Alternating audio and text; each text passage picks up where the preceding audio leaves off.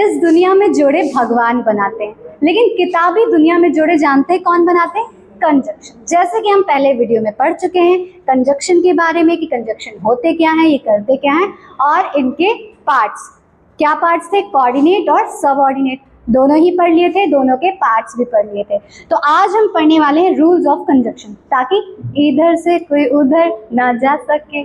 तो आज हम पढ़ने वाले हैं रूल्स ऑफ कंजक्शन, देखेंगे कि हमारे कंजक्शन कहाँ कहाँ यूज करेंगे और क्या क्या काम करेंगे।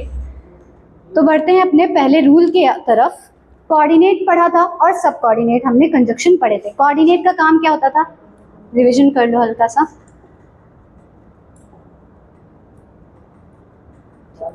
जो कोऑर्डिनेट कंजक्शन थे हमारे, उनका काम क्या था? उनका काम क्या था कि वो कैसे होते थे? इंडिपेंडेंट क्लॉज होते थे। पहली बात तो कैसे होते थे? इंडिपेंडेंट होते थे। और क्या करते थे? दो सेंटेंस होते थे और दोनों का ही जो अर्थ होता था वो अलग होता था, है ना? Both sentence will have different meaning, है ना? दोनों का ही जो मीनिंग होता था वो कैसा होता था? डिफरेंट होता था। तो वो क्या होते थे? कोऑर्डिनेट कंजक्शन होते थे। अब फर्स्ट रूल है एंड और बट का। एंड और बट हम कहाँ यूज करते हैं? कोऑर्डिनेट क्लॉज के लिए यूज करते हैं। एंड और बट का यूज हम करेंगे किसके लिए? कोऑर्डिनेट कंजक्शन के लिए। ठीक, कोऑर्डिनेट कंजक्शन के लिए करेंगे। ठीक है, ये पता चल गया कि एंड और बट कहाँ यूज होगा? कोऑर्डिनेट कंजक्शन के लिए यूज होगा। ठीक है, लेकिन एंड और बट का अलग अलग यूज देखते हैं। तो एंड समान शब्दों और क्लॉज को एक दूसरे से जोड़ता है। मीन्स जो एंड होगा, एंड का मतलब क्या होता है? और। तो वो क्या करेगा? जब दोनों ही समान शब्द होंगे, मीन्स जब राहुल के ही सब्जेक्ट जो होगा हमारा, उसी के बारे में बात हो रही होगी, तब उस सेंटेंस को हम एंड से जोड़ेंगे। बोथ में क्या करेंगे? बोथ में जब मतलब बट में कंट्रास्ट करेंगे। जब दोनों ही सेंटेंस अलग अलग होंगे, मीनिंग भी कंट्रास्ट होगा, तब हम बट का यूज करेंगे। जैसे कि अपने एग्जांपल से समझ लेते हैं। Your brother came here and met me, है ना? आप देखो जो दोनों ही हमारे क्लॉजेस हैं, हमने यहाँ एंड का यूज किया है। क्यों? क्योंकि यहाँ पे सिर्फ सब्जेक्ट क्या है? एक ही है, your brother came here and met me, है ना? यहाँ पे क्या बात हो रही है? सिर्फ ब्रदर की ही बात हो रही है। तो हमारा क्या है? हमारा यहाँ पर क्या देखने को पता चल रहा है? जब समान शब्दों और क्लॉज को, ठीक है, हमें यहाँ समान शब्द मिला तो हमने क्या यूज कर लिया? एंड यूज कर लिया। अब बट कब करेंगे? Your brother came here but he did not meet me, है ना? हमने क्या सीखा? कंट्रास्ट। तो कंट्रास्ट कहाँ होगा? योर ब्रदर केम हियर, तुम्हारा भाई यहाँ आया, लेकिन ही डिड नॉट मीट, उसने मुझसे नहीं मिला, है ना? तो ये हो गया क्या? कंट्रास्ट। तो एंड और बट का रूल समझ में आ गया। अब इधर से उधर नहीं होगा।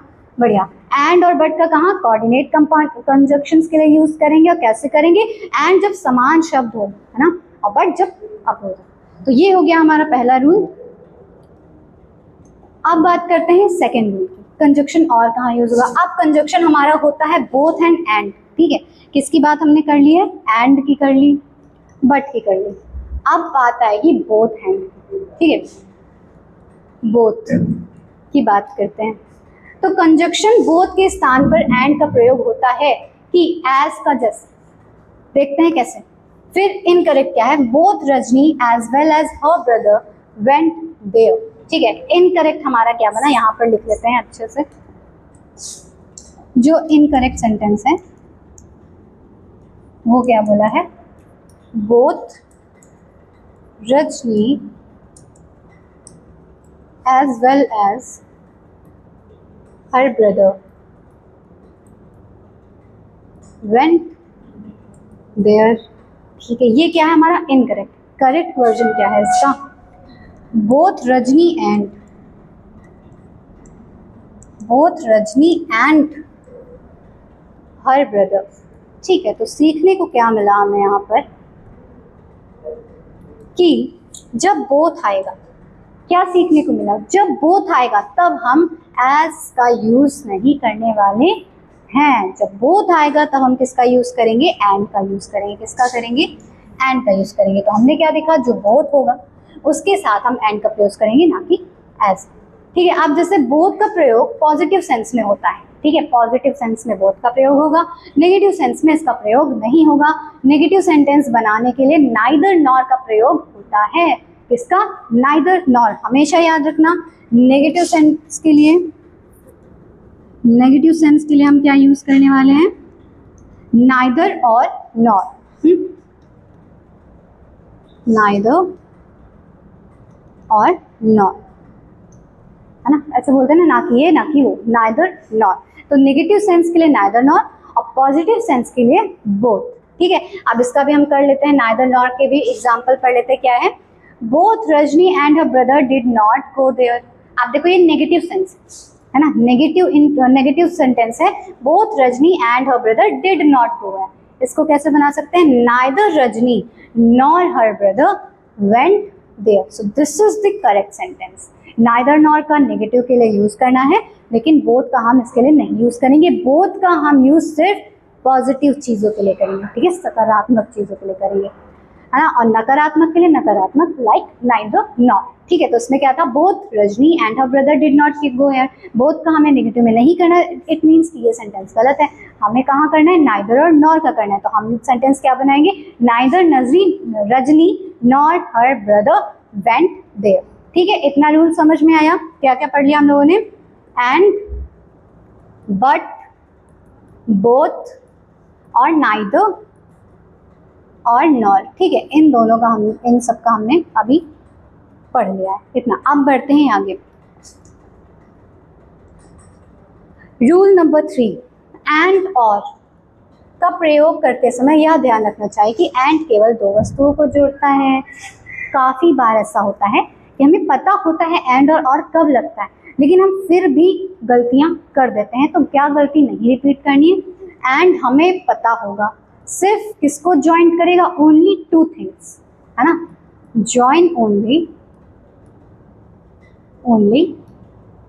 Two things. ठीक है, जो एंड है वो हमेशा दो ही चीजों को जोड़ेगा। ठीक है, और तो हो गया। एग्जाम्पल देखते हैं, आई वॉन्ट अ बॉल और अ बैट। ठीक है, अब दो चीजें हैं, आई वॉन्ट अ बैट और आई वॉन्ट अ बॉल और अ बैट, है ना। और क्या करेगा? जो और होता है वो भी क्या करता है? दो ही चीजों को जोड़ता है। एंड और सिर्फ दो चीजों को क्या करेगा? जोड़ेगा। यहाँ पे जैसे दो चीजें बॉल और बैट, है ना। और का मतलब होता है अथवा, एंड का मतलब होता है और। ठीक है, तो एंड का मतलब क्या होता है? और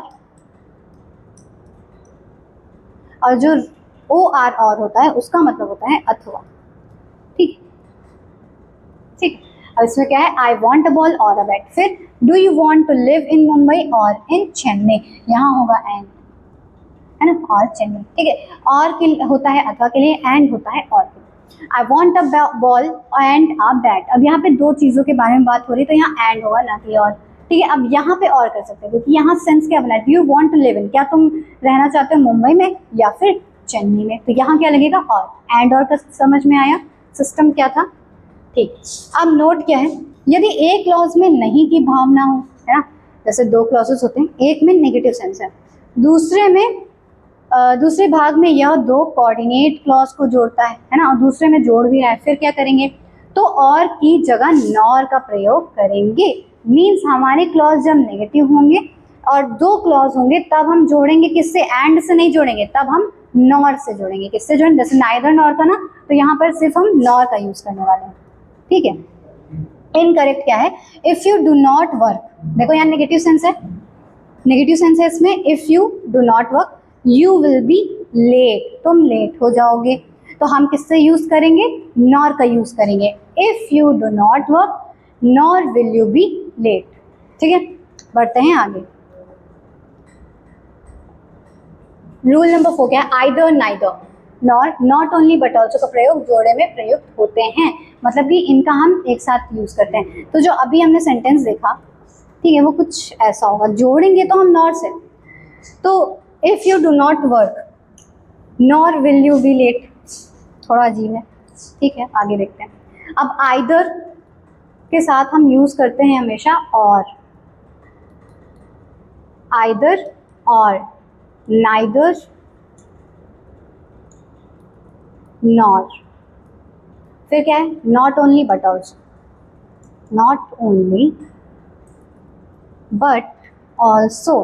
तो इन्होंने कहा है कि इन तीनों का यूज एक साथ ही होना है ना, एक ही मतलब साथ होगा, आइदर और का जोड़े में, अलग अलग नहीं करेंगे। जैसे Nehru was not only a politician but also a writer, है ना, तो यहाँ देखो नॉट ओनली बट ऑल्सो, ठीक है, तो एक ही साथ हम यूज कर रहे हैं जोड़े में, ये चीज ध्यान रखना है। ये नहीं कि एक सेंटेंस उसमें नॉट ओनली लिखा है, दूसरे में बट ऑल्सो है ही नहीं, ऐसे नहीं करना है। क्या करना है, नॉट ओनली बट ऑल्सो। अब इसमें देखो neither the teacher nor the student were present, है ना ही टीचर है और ना ही स्टूडेंट प्रेजेंट है, तो हमने क्या किया, नाइदर और नॉर का जोड़े में यूज किया है। अब इसमें क्या है, आइदर यू और your brother must go there, हमने देखा आइदर और, तो हमें क्या देखना है कि आइदर और ये सब किस में आएंगे, एक ही सेंटेंस में एक साथ आने हैं, इसका ध्यान रखना। ये नहीं कि आइदर लगा दिया और भूल गए तो गड़बड़ हो जाएगी, इधर से उधर हो जाएगा फिर, ठीक है।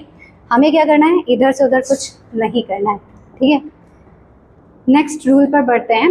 दो के साथ कभी कभी बट का प्रयोग नहीं होता है, दो के साथ कभी कभी बट का प्रयोग नहीं होता है, कभी कभी, ठीक है।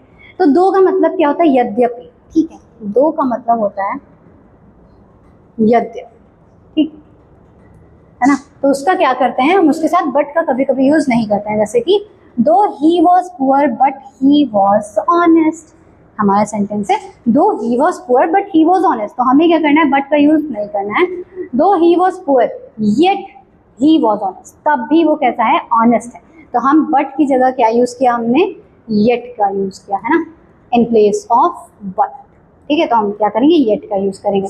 अब क्या, दो के स्थान पर येट का प्रयोग किया जा सकता है, अब दो को येट से भी रिप्लेस कर सकते हैं, मीन्स दो he was poor he was honest, है ना, हमने देखो कॉमा लगाकर एक साथ ही सेंटेंस को बता दिया, दो he was poor he was honest, ठीक है। और जब चेंज करना था तब हमने येट लगा दिया, दो he was poor yet he was honest, yet he was honest, है ना, दो ही वॉज ऑनेस्ट भी कर सकते हैं, है ना, दो ही वॉज पुअर दो ही इज ऑनेस्ट, लेकिन रेपिटेशन हो जाएगा, इसलिए क्या करेंगे, हम सिर्फ एक बार यूज करेंगे, कॉमा लगा करके अपना सेंटेंस उसी में अटैच कर देंगे। तो ये हो गया रूल नंबर 5 दो का। अब आगे बढ़ते हैं, अब बात करते हैं नो सूनर के पश्चात वर्ब प्रयोग इंट्रोगेटिव सेंटेंस की भांति होता है, मीन्स नो सूनर के बाद जो भी हम सेंटेंस करेंगे वो एज अ इंट्रोगेटिव करेंगे, जैसे कि और क्या है, इसके बाद देन लगाया जाता है। No sooner did he see the lion then he ran away, है ना, तो हमारा क्या है, no sooner did he see the lion then he ran away, ठीक है। तो हमने क्या किया, नो सूनर का यूज किया और फिर क्या किया, देन का यूज किया। तो इतना ध्यान रखना है, नो सूनर के बाद क्या लगाना है, देन, है ना। नो सूनर क्या बता रहा है, एक टाइम को रिप्रेजेंट कर रहा है ना, जैसे ही टाइम, ठीक है, जैसे ही उसने उसको लॉयन को देखा और क्या किया, देन ही रैन अवे, तब वो भाग गया, है ना। तो हमें सेंस के अकॉर्डिंग में जाना है, नो सूनर देन, ठीक है। नो सूनर के साथ हम क्या कर रहे हैं, देन, है ना। अब क्या है, नो सूनर ही सॉ, लिखा ना गलत है और दोनों क्लॉज के बीच में देन लगाना आवश्यक है, मीन्स नो सूनर सिर्फ जब अकेला यूज करेंगे तो वो हमारा सेंस बदल देगा, जब हम देन नहीं यूज करेंगे तब हमारा सेंस ही बदल जाएगा, इसलिए हमें देन का यूज करना बहुत बहुत जरूरी है, ठीक है। और क्या है, सूनर देन फॉरन हार्डली स्कार्सली व्हेन का प्रयोग होता है, नो सूनर देन फॉरन टू, ठीक है। नो सूनर हमने देखा, ठीक है, उसके बाद हम क्या यूज कर सकते हैं, हार्डली और स्कार्सली भी यूज कर सकते हैं, ठीक है। और व्हेन का भी प्रयोग कर, मीन्स नो सूनर के हमने देन का यूज किया, हार्डली स्कार्सली के हम क्या कर सकते थे, हार्डली और स्कार्सली के बाद हम यूज करेंगे व्हेन का, नो सूनर के लिए देन यूज किया, हार्डली स्कार्सली के लिए यूज करेंगे व्हेन का। अब बढ़ते हैं आगे।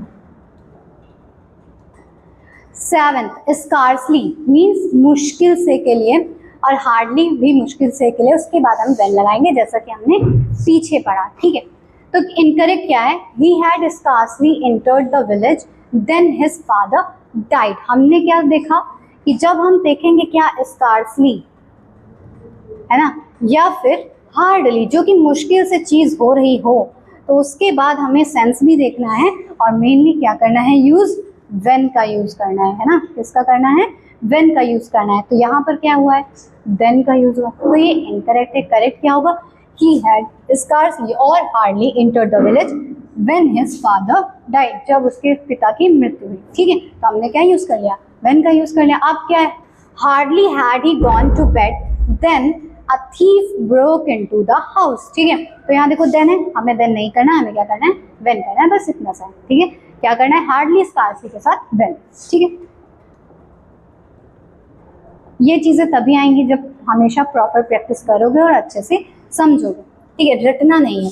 सच के साथ कभी कभी गलत नहीं होता है ना, सच के साथ कभी गलत नहीं हो सकता, लेकिन ये सच के साथ शायद हो सकता है कि साथ कभी कभी आ एक शब्द नहीं होता, फिर भी इसके पश्चात एडजेक्टिव की तरह ही उनके पश्चात कंजक्शन एज आता है, ना कि विच, हु, दैट। अच्छा, सच जो है, सच के साथ हम हमेशा क्या कहते हैं, such that, such which, such that which, कुछ ऐसे करके बोल देते हैं, वो नहीं करना है। हमें क्या करना है, मतलब कि सच के साथ हम क्या यूज कर देते हैं, विच, हु और that.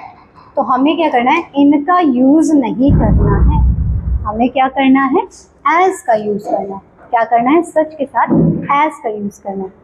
I have such a book which you cannot find elsewhere. क्या ये जम रहा है, बिल्कुल नहीं है ना, यहाँ पे क्या ये सच जम रहा है। I have such a book as, मतलब यहाँ पे क्या है, सॉरी विच का यूज किया है ना हमने यहाँ पर, सच तो होगा ही यार, है ना। If I have such a book which you cannot find elsewhere, है ना, तो यहाँ पर क्या होगा, विच नहीं होगा, क्या होगा, एज होगा। हमने क्या सीखा, हम विच और हु और दैट का यूज नहीं करेंगे, किसका करेंगे, विच का, एज का। तो I have such a book as you cannot find elsewhere, ये हो गया क्या हमारा, किसका फंडा, सच का फंडा। सच का फंडा क्या था, एज, सच के साथ यूज करना है एज, ना कि विच, हु, दैट। ओके, राइमिंग हो गया, सच के साथ एज, ना कि विच, हु, दैट। ओके, तो ये हो गया रूल नंबर 8। बढ़ते हैं आगे। किसी प्रश्नवाचक शब्द मीन्स इंट्रोगेटिव सेंटेंस या वर्ड जैसे what, how, why, when, where के पूर्व दैट नहीं लगाया जाता है ना। क्या जमेगा बताओ, व्हाट, दैट, है ना, नहीं करेंगे। क्या करेंगे, क्या करेंगे, क्या करें, पूर्व दैट नहीं लगाया जाता है। जैसे मतलब पूर्व का मतलब है उसके पहले, सॉरी, जैसे व्हाट है तो क्या हम ऐसे लगा देते हैं दैट व्हाट, हम तो ये करते हैं ना, व्हाट इज दैट, ये करते हैं ना, व्हाट इज दैट, क्या हम ये कर देते हैं दैट व्हाट, है ना। तो ये क्या है, ये वाली चीज़ जो है वो गलत है और ये वाली सही है। मीन हाँ, ये सही है। तो इनकरेक्ट क्या है, I asked him that why he was late, हमने क्या पूछा, I asked him why he was late. सही तरीका क्या है, I asked him why he was late, है ना, दैट का यूज नहीं करेंगे। ठीक है, उसके पूर्व क्वेश्चन वर्ड के पहले हम कभी भी दैट का यूज नहीं करेंगे, ये गांठ बांध लो, अपने दिमाग में डाल लो। ठीक है, क्या है, क्वेश्चन वर्ड के पहले हम दैट यूज नहीं करने वाले हैं। क्या नहीं करने वाले हैं, क्वेश्चन वर्ड के साथ हम दैट का यूज कभी भी नहीं करेंगे, मीन्स उसके पहले नहीं करेंगे ना, क्वेश्चन वर्ड के पहले, है ना। जैसे कि यहाँ I asked him that why he was late, this is incorrect. I asked him why he was late. ठीक है, तो ये हो गया क्या हमारा, किसका, इंट्रोगेटिव वर्ड्स का भी फंडा, व्हाट, विच, व्हेन वगैरह। आगे बढ़ते हैं। अनलेस, अनलेस और अनटिल के साथ नॉट का प्रयोग नहीं होता है। ठीक है, क्या करेंगे, अनलेस और अनटिल के साथ हम नॉट का यूज नहीं करने वाले हैं। क्या करेंगे, क्या करते हैं, नहीं होता है, क्योंकि ये दोनों ही नेगेटिव होते हैं, है ना। अनलेस अनटिल का मीन्स ही नेगेटिव सेंस में जाता है, तो अनलेस शब्द दशा दर्शाता है ना। ही can not succeed unless he does not work hard, है ना।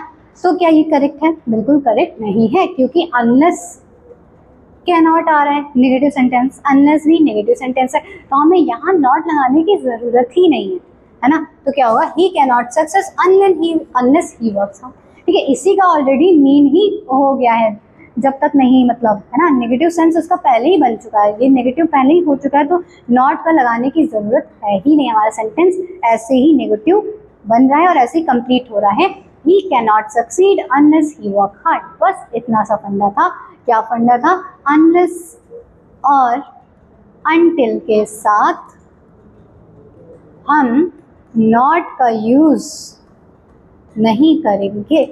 ठीक है, क्योंकि ये ऑलरेडी कैसा दे रहे हैं, नेगेटिव सेंस दे रहे हैं, नॉट की जरूरत नहीं है, ये ऑलरेडी कैसा दे रहे हैं, नेगेटिव सेंस दे रहे हैं, इसलिए हमें नॉट की जरूरत नहीं पड़ने वाली। तो ये हो गया रूल नंबर 10। आगे बढ़ते हैं। जहां इफ व्हेन वेदर दो का प्रयोग हो वहां दैट का प्रयोग नहीं करते हैं। लो भाई, क्या होगा, इफ वेदर और दो, इन सबके साथ हम दैट नहीं लगाने वाले। ठीक है, ध्यान रखना, सारी चीजें प्रॉपर नोट्स बनाना, तब समझ में आएगा, कंफ्यूजन तब दूर होगी कि इसके साथ क्या लगेगा क्या नहीं लगेगा। ठीक है, प्रॉपर प्रैक्टिस से आएगा। I doubt that he will pass, है ना। तो हमने क्या देखा, इफ व्हेन वेदर दो के साथ नहीं करना है, आई डाउट वेदर और इफ ही विल पास। ठीक है, हमने क्या देखा, दैट नहीं लगाना है। ठीक है, तो क्या आएगा, I doubt weather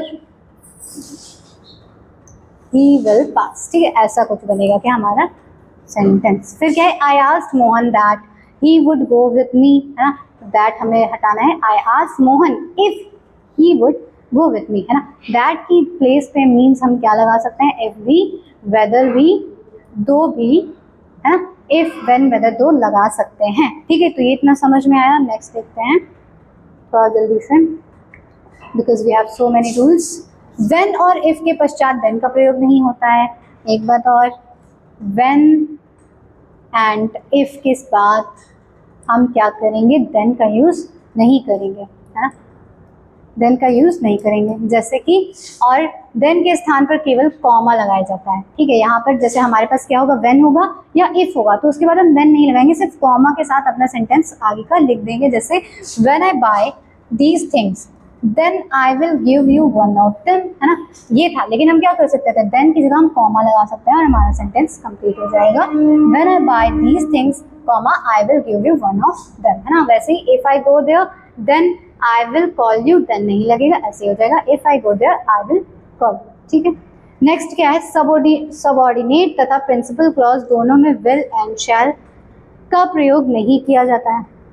subordinate clause हो या प्रिंसिपल क्लॉज हो, हम क्या करेंगे, विल या शैल का प्रयोग नहीं करेंगे। ठीक है, सबऑर्डिनेट क्लॉज क्या थे, जो कैसे थे, कोऑर्डिनेट इंडिपेंडेंट थे, लेकिन सबऑर्डिनेट इंडिपेंडेंट नहीं थे, आश्रित थे एक दूसरे पर, है ना। केवल प्रिंसिपल क्लॉज में विल या शैल लगाया जाता है, प्रिंसिपल क्लॉज में विल शैल लगाएंगे, सबऑर्डिनेट में नहीं कराएंगे। जैसे when you will come I shall go there, correct क्या है, when you come I shall go there, है ना। तो ये कैसा हमारा सबऑर्डिनेट क्लॉज है, कैसा है, सबऑर्डिनेट क्लॉज। तो इसमें हमने क्या किया है, विल और शैल का यूज नहीं किया है, when you come I shall go there. ठीक है ना, इस वाले क्लॉज में नहीं किया है। हो गया इतना। नेक्स्ट रूल देखते हैं। लेस्ट का अर्थ होता है कि नहीं, कहीं ऐसा ना हो, है ना। लेस्ट का मीन पहले इन्होंने बता दिया है कि कहीं ऐसा ना हो, ऐसा ना हो। ठीक है, और नॉट का प्रयोग नहीं होता, मीन्स नॉट का तो नहीं होता है। फिर मतलब लेस्ट का अर्थ होता है कि कहीं ऐसा ना हो, और नॉट का प्रयोग नहीं होता है, मीन्स लेस्ट कैसा सेंस दे रहा है, ऑलरेडी नेगेटिव सेंस दे रहा है, तो हमें यहाँ पर नॉट की ज़रूरत नहीं है ना। फ्री में कुछ नहीं लगाना है हमें।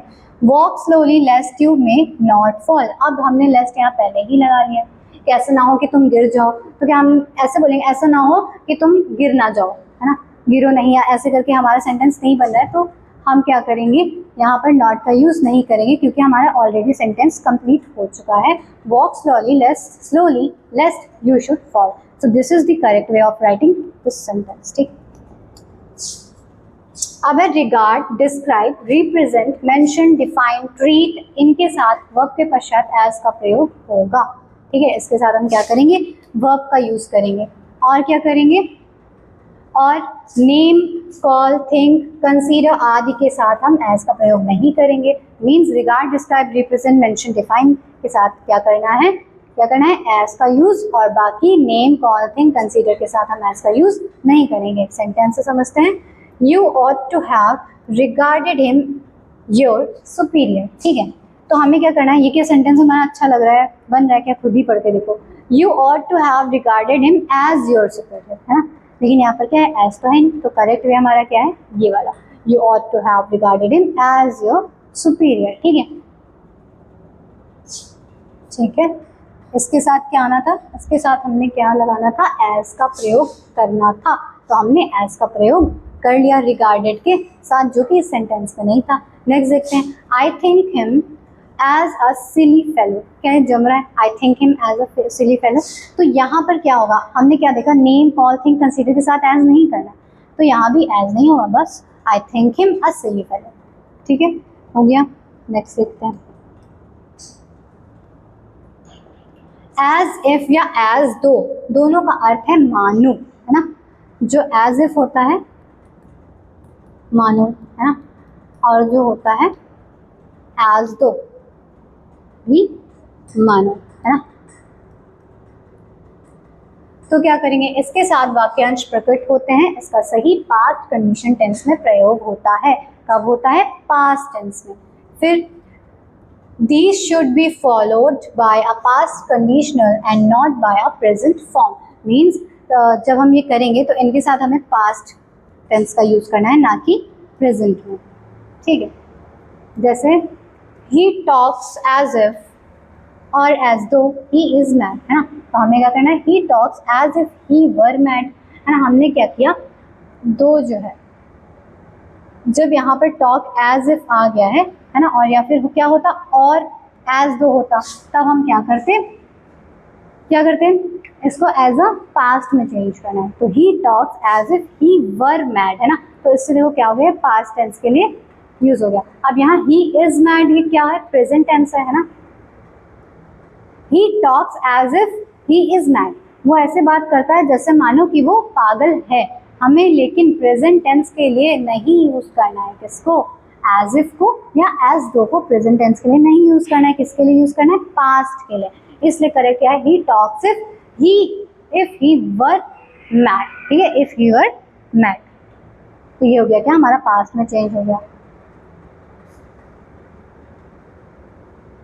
वैसे यहाँ वर नहीं वॉज होगा, है ना, ही शी इट के साथ क्या आता है, वॉज आता है ना। ठीक है, तो ये हो गया हमारा किसका, एज इफ एज दो का। अब बात करते हैं सपोज या सपोजिंग के साथ शैल का प्रयोग नहीं करते हैं, किसके साथ, सपोज या सपोजिंग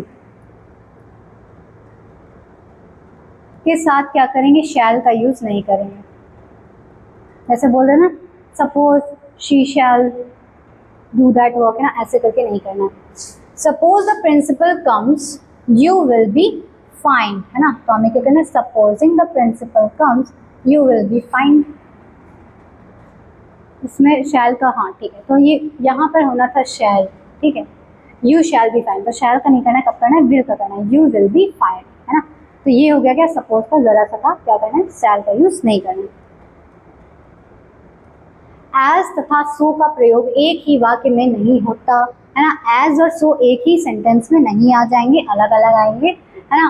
केवल कॉमा लगाया जाता है, ठीक है, क्या लगाया जाता है, कॉमा। जैसे as I am not feeling well so I shall not be able to attend college, है ना। हमने क्या कर लिया, एक ही सेंटेंस में एज का भी यूज, सो का भी यूज, तो हमें क्या करना है, कॉमा यूज करना है। As I am not feeling well, comma I shall not be able to attend college, ठीक है, ये हो गया। अब एज के पश्चात सो का प्रयोग केवल उदाहरण देने या तुलना के लिए किया जाता है ना। ऐसा नहीं कि एज के बाद सो नहीं यूज करेंगे, लेकिन कब, जब हमें कोई उदाहरण दे रहे हो या कोई तुलना कर रहे हो, है ना, तब हम क्या करेंगे, तब हम सो का यूज भी करेंगे। As you sow shall you reap, ठीक है, तो ऐसा होगा।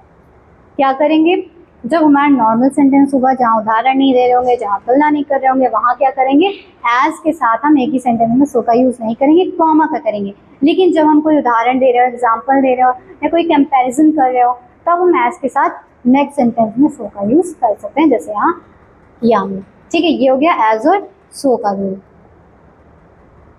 अब क्या है, डायरेक्ट नरेशन में रिपोर्टेड स्पीच के पहले कंजक्शन दैट का प्रयोग नहीं होता है, ठीक है। डायरेक्ट स्पीच और इनडायरेक्ट स्पीच समझी थी, तो उसके पहले जो कंजक्शन हम दैट का यूज नहीं लगाते, और ना इनडायरेक्ट स्पीच में इंट्रोगेटिव प्रोनाउन या दैट इंट्रोगेटिव एडवर्ब के पहले। इंट्रोगेटिव में हमने देखा था, बाकी जब हम डायरेक्ट से इनडायरेक्ट बनाते थे तब हम क्या यूज करते थे, दैट, है ना, दैट का यूज करते थे, टू का यूज करते थे। लेकिन जब हमारा इंट्रोगेटिव सेंटेंस आएगा तब हमने क्या यूज किया था, इंट्रोगेटिव सेंटेंस में क्या यूज किए थे, इफ़ या वेदर का यूज़ किया था, है ना। जब हमारा नॉर्मल सेंटेंस होता था, इंट्रोगेटिव होता था, तब हम इफ़ या वेदर का यूज़ करते थे। और जब हमारा क्वेश्चन वर्ड ही होता था, तब हम as a conjunction question word को ही ले लेते थे, है ना। तो ये करते थे, वही इन्होंने यहाँ पर बोला है, ठीक है। क्या he said that I will give you a pen, है ना। हमने क्या सीखा, जो हमारे डायरेक्ट स्पीच है उसमें हमें दैट का यूज़ नहीं लगाना है। तो he said I will give you a pen, ठीक है। डायरेक्ट स्पीच में क्या कभी दैट लगता है? जब इसको हम इनडायरेक्ट में चेंज करते हैं तब लगाते हैं, ही सेड दैट, है ना, तब लगाते हैं ऐसे करके। और क्या करते हैं, इस वाले सेंटेंस का क्या कर देते हैं, चेंज कर देते हैं। तो यहाँ क्या हो जाता, आई वुड, विल का वुड हो जाता, बाकी फ्यूचर का टेंस हम यूज चेंज नहीं करते हैं, गिव यू अ पेन, है ना। तो ये हो जाता, ठीक है। और बाकी सेंटेंस उसमें चेंज होता है पास्ट में, लेकिन ये फ्यूचर में, तो फ्यूचर काम नहीं करते हैं, सिर्फ विल शैल का शुड वुड कर देते हैं, है ना। तो डायरेक्ट स्पीच में तो दैट कभी हम लगाते ही नहीं थे, वो तो इनडायरेक्ट में चेंज करने के बाद लगाते थे। तो ये भी क्या है हमारा गलत, ये है करेक्ट। फिर क्या है, the police man asked the boy that why he was vaping. अब हमने क्या सीखा, हमने अभी पहले रूल सीखा था कि जो क्वेश्चन वर्ड आता है उसके पहले तो कभी दैट लगेगा ही नहीं।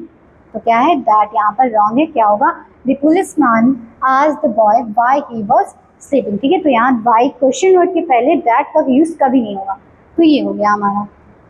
नेक्स्ट रूल देखते हैं, सिंस का जब कंजक्शन के रूप में प्रयोग होता है, सिंस का यूज कब करेंगे, जब कंजक्शन में। तो क्या करेंगे, उसके पहले हम क्लॉज में प्रेजेंट परफेक्ट टेंस तथा सिंस के बाद वाले क्लॉज में simple past tense, means since बीच में, उसके आगे कौन सा टेंस रहेगा, प्रेजेंट परफेक्ट टेंस रहेगा, उसके बाद सिंपल पास्ट टेंस रहेगा, ठीक है। पास्ट टेंस सिंस, जैसे पढ़ते हैं 5 years past since my cousin has died. अब देखो यहाँ पर क्या गलती है, ये प्रेजेंट में ही सेंटेंस है, जो नेक्स्ट सेंटेंस है हमारा वो किसमें है, प्रेजेंट में दिया है। लेकिन हमने क्या सीखा, सिंस के बाद वाला किसमें आएगा, सिंपल पास्ट में, मीन्स माई कजिन डाइड, है ना। तो और जो पहले वाला सेंटेंस होगा वो किसमें होगा, प्रेजेंट परफेक्ट, जिसमें क्या लगता है, हैज हैव लगता है। क्या यहाँ पर है, नहीं है। तो 5 years have passed since my cousin died, है ना। तो ये किसमें आ गया हमारा, पास्ट में, और ये किसमें आ गया, प्रेजेंट परफेक्ट में आया। तब हमारा क्या लगेगा, सिंस, ठीक है। इतना समझ में आया, आगे बढ़ते हैं। बिकॉज का यूज कब करेंगे, है ना, बहुत ही जाना माना पहचाना है ये। बिकॉज कारण बताता है ना, ये आपको भी पता है। बिकॉज क्या बताता है, कारण बताता है। बिकॉज का मतलब क्योंकि। फिर एज तथा सिंस भी कारण बताने के लिए प्रयुक्त होते हैं ना, बिकॉज एज इज भी, है ना, सिंस भी। लेकिन एज और सिंस का प्रयोग सामान्यतः प्रथम उपवाक्य में होता है, मीन्स एज या इफ का हम फर्स्ट सेंटेंस में ही यूज कर लेते हैं, है ना, पहले ही यूज कर लेते हैं। जबकि बिकॉज का प्रयोग दो में से बाद वाले उपवाक्य में होता है, मीन्स एज इफ का तो हम पहले ही में कर लेते हैं ना, लेकिन बिकॉज में हम उसके बाद करते हैं। जैसे as he is weak he should take rest, है ना।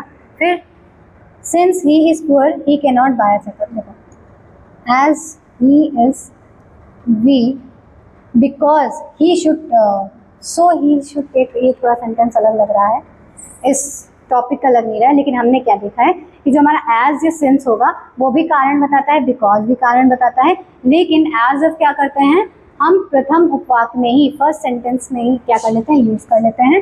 और बिकॉज का कब यूज करते हैं, उसके बाद, जैसे कि यहाँ पर he is not happy because he is in trouble, है ना। और यहाँ पर क्या है, since he is poor he can not, मतलब अच्छा ठीक है, यहाँ पर एज सिंस बिकॉज तीनों का ही क्या दिया गया है, सेंटेंस दिए गए हैं, और तीनों ही क्या बता रहे हैं, कारण बता रहे हैं ना। तो as he is weak he should take rest, है ना। फिर since he is poor he can not buy a cycle, है ना। तो यहाँ देखो कारण बता रहे हैं और यहाँ भी कारण बता रहे हैं। He is not happy because he is in trouble, ज़्यादा कुछ था नहीं, बस इसमें ये था कि एज का हम आगे ही यूज़ कर लेते हैं, है ना, जो हमारा सेंटेंस होता है उसको सबसे पहले ही यूज़ कर लेते हैं, लेकिन बिकॉज का हम बीच में भी कर लेते हैं, ठीक है, दोनों सेंटेंस के। तो ये था बस इतना एज इफ और बिकॉज का फंडा। अब कंजक्शन पेयर्स में हमने देखा है, पढ़ लिए हैं सारे कंजक्शन। ध्यान क्या रखना है कि पेयर में कौन यूज होगा, हमेशा आइदर और साथ यूज होगा, अलग अलग नहीं करना है। स्कार्सली के साथ व्हेन यूज होगा, है ना। हार्डली या स्कार्सली के लिए हमने साथ क्या सीखा था, देन सीखा था। फिर नो सूनर के साथ देन, सच के साथ as, both and, though yet, है ना, और सो एडजेक्टिव या एडवर्ब के साथ दैट, और क्या एक रह गया, नाइदर के साथ नॉट, है ना। तो ये चीजें आपको ध्यान रखनी है कि कंजक्शन पेयर में कौन से यूज होंगे, either or, scarcely then, no sooner than, such as, both and, though yet, और एडजेक्टिव के साथ दैट और एडवर्ब के साथ दैट। तो इतना हमें ध्यान रखना है। तो क्या पढ़ लिया है हमने, टॉपिक कवर कर लिया है पूरा कंजक्शन का, कंजक्शन के बारे में पढ़ लिया, उसके पार्ट्स के बारे में भी, और ये भी कि हमें कहाँ कहाँ कंजक्शन रखना है ताकि क्या हो, इधर से कुछ उधर ना हो सके। तो ये था आज का हमारा फंडा जो कि हमने बहुत अच्छे से पढ़ लिया है। अब इसकी प्रैक्टिस करना और ध्यान से देखना कि कहाँ क्या यूज होना है, बढ़िया से notes banana. Thank you, video को लाइक करो, शेयर करो, बाय बाय।